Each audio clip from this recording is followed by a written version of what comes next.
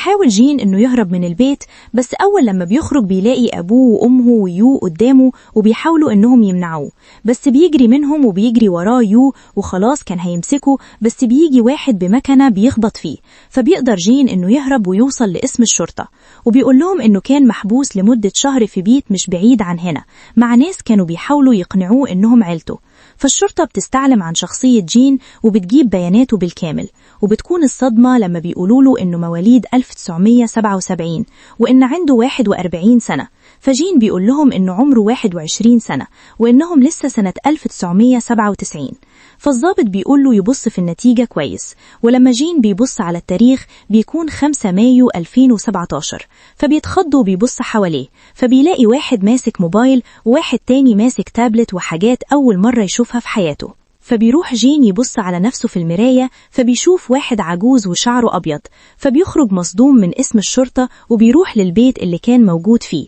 وبيطلع ناحية الأوضة المقفولة.